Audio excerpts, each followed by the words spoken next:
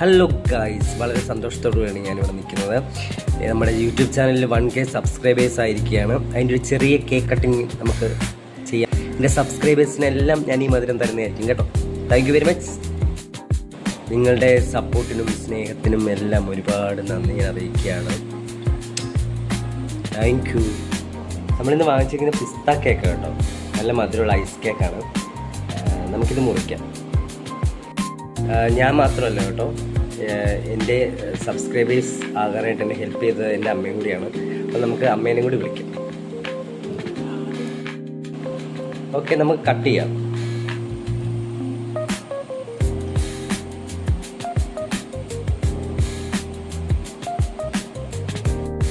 എല്ലാ ചങ്കുകളും എൻ്റെ സന്തോഷമായിട്ട് ഇത് സ്വീകരിക്കുക.